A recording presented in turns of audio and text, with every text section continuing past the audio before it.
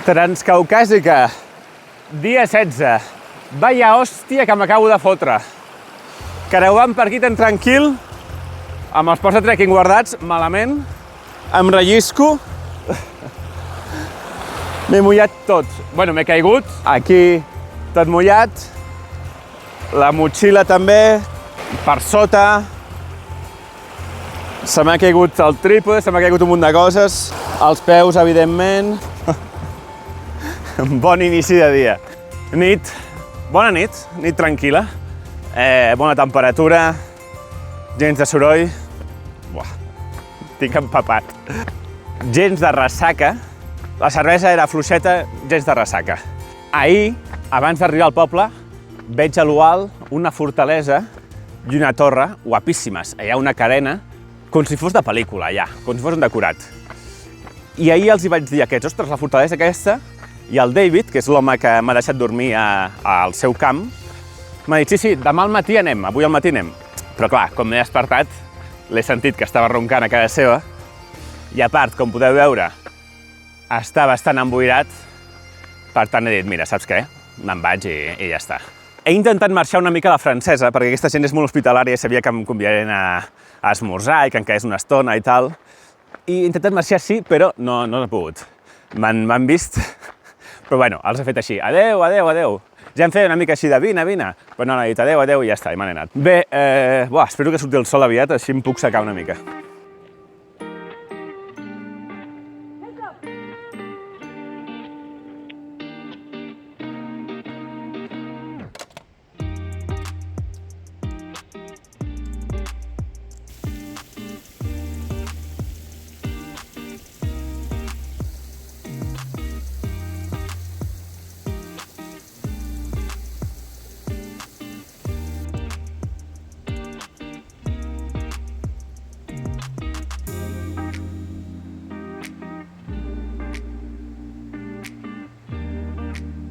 Hi ha molt poques cases i estan desconnectades completament de qualsevol tipus de servei. Són 100% autosuficients. Tenen unes plaques solars, l'aigua natural de la muntanya i bueno, la carretera per anar a comprar coses.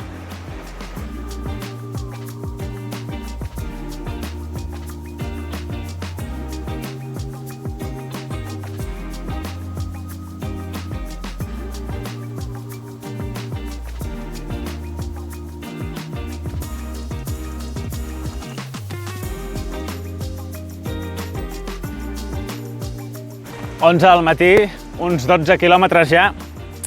Què m'he trobat? M'he trobat un home pescant. Però pescant amb els peus ficats ben aquí, amb una canya i intentant treure els peixos d'on salten, no? Una petita central hidroelèctrica, però no veig cap cable que porti l'energia enlloc, per tant no sé. Ahir em van dir els del poble que l'únic lloc de tota la vall que té internet és el poble que ve ara, uns 4 quilòmetres, Chantilly. I, bueno, m'estic apropant i veig allà dalt una cosa que sembla una antena. I dic, bueno, vaig a provar. Desconnecto el mode avió i sí, tinc 4G. Per tant, bueno, quan arribi al poble, pararé i editaré i pujaré el vídeo d'ahir que no el vaig pujar. Uau, això és una altra història, Per començar, arribes i hi ha un centre de visitants. Molt modern, molt maco, he pogut entrar, parlat amb la noia que parlava un perfecte anglès. I després m'he pres una Coca-Cola a una guest house i he estat editant el vídeo d'ahir. I quan estava pujant el vídeo, dic, mentre puja, vaig a fer una volta i em trobo la fortalesa. Buah! Impressionant. És que és impressionant aquesta fortalesa. És com un museu a l'aire lliure. No se sap molt bé de quin any és aquesta fortalesa, des de l'any 1000 fins a l'any 1200, més o menys. I, en fi, funcionava com a fortificació militar, però a la vegada cases. I totes les cases estan interconnectades. I tu simplement entres i vas donant voltes, ningú et diu res, no hi ha baranes.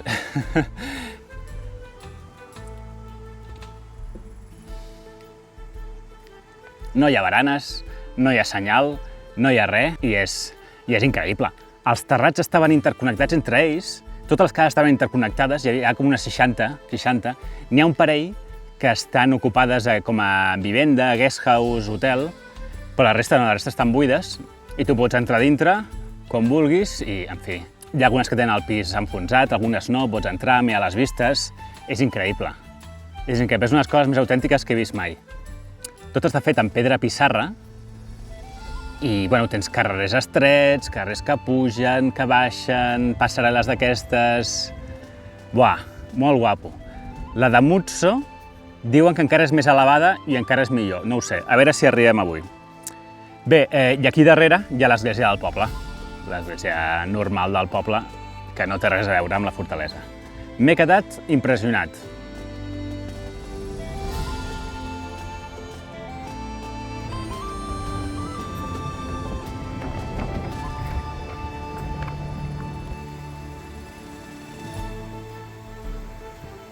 Bona i ventosa tarda des de la necròpolis d'Anatòlia.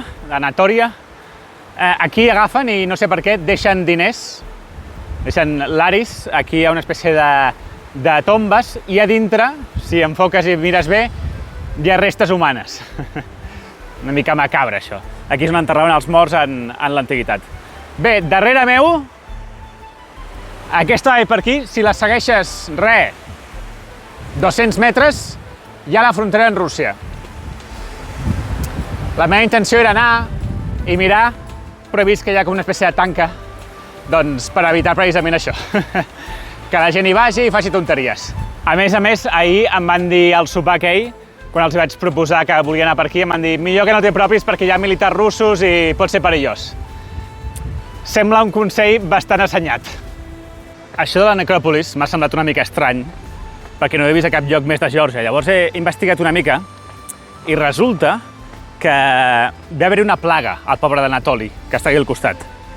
I la gent s'anava morint. Llavors, quan se'n va donar compte que era una malaltia contagiosa, van construir aquesta necròpoli a les afores del poble per portar els cadàvers. I a més, i aquesta és la dada ja molt macabra, quan algú es posava malalt, directament venia aquí i es venia a morir. Al final van acabar morint tots. Tot el poble va morir i va quedar despoblat. Acabem de fer un gir, la vall anava de sud a nord, anem un tram petit d'est a oest i després ara per anar fins a Mutso de nord a sud. I en aquest tram, que és d'est a oest, de cop i volta el paisatge canvia completament, la vegetació, sembla que estiguem a la tardor, en fi. Amics meus, això s'acaba. En 8 quilòmetres arribo a Mutso, que serà el final de la meva transcaucàsica. Ha anat com ha anat, podria haver-hi allargat un dia més, però bé, tal com he muntat la travessa, doncs aquí és el final i ja està.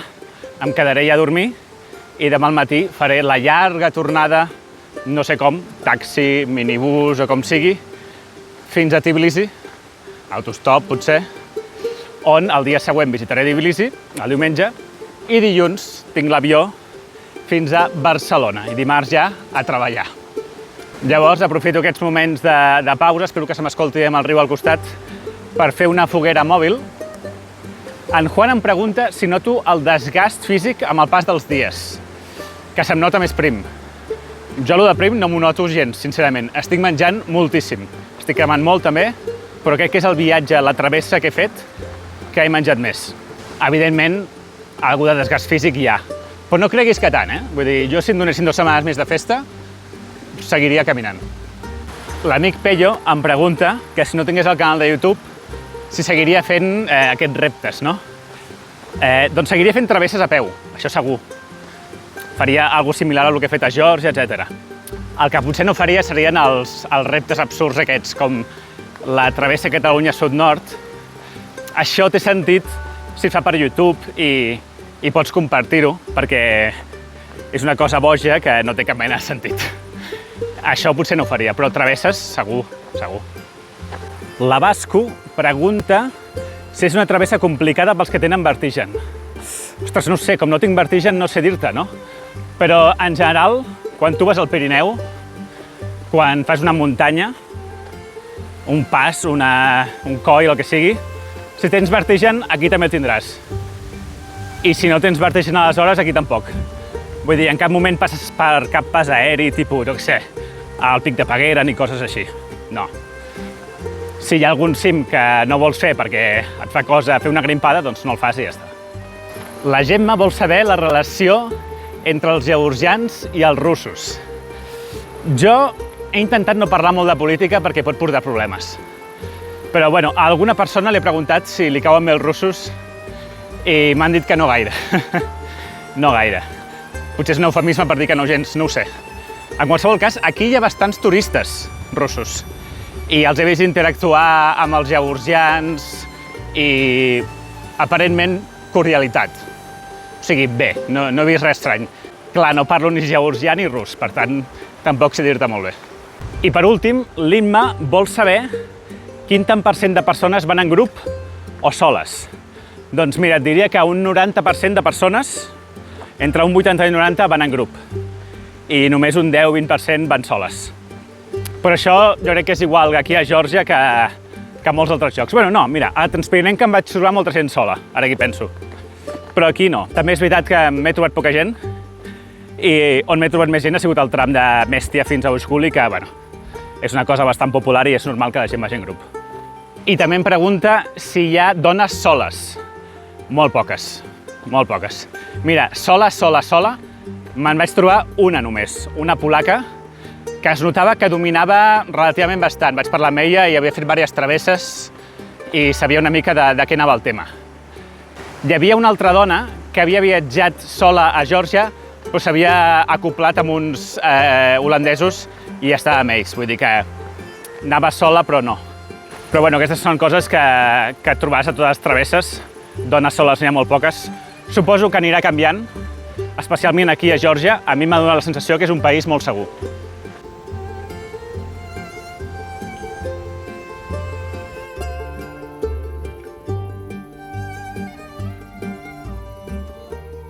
Un quilòmetre per arribar a Mutso.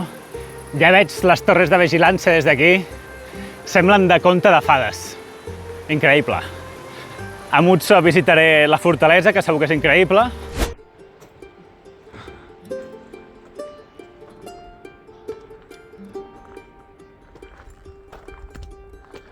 Wow. Increïble. Aquesta és encara millor que l'anterior.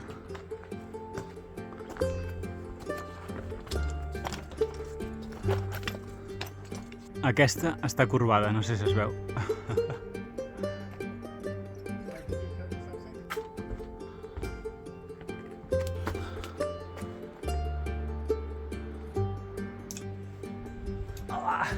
Va, tia, això és increïble. És que està tot connectat. Mira quines escales. Aquí pots pujar a la teulada.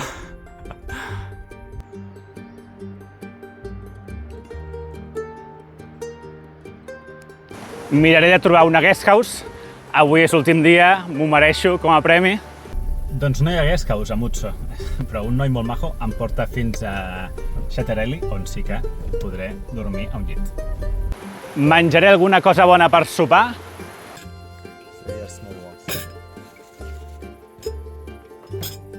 Acompanyada també d'un bon beure, com ha de ser, per celebrar. Gaumarjos. I espero passar una bona nit. A veure, resum, hauran sortit uns quasi 30 quilòmetres i uns 400 metres de desnivell positiu. Avui l'únic de dir és que m'he trobat, crec que per primer cop, animals salvatges. 2 conills. Poca cosa en animals salvatges aquí a Geòrgia. Ha sigut un gran viatge. Potser no el millor, però dels millors viatges de la meva vida, sens dubte, ha tingut de tot. Aventura, senderisme, muntanyes, prats, glaceres, bon menjar, bona gent i cultura, també. Veniu a Geòrgia, us ho recomano molt, i ara anem a acabar la travessa com Déu mana. Mutso. Ja està. Fem el de sempre. Ai.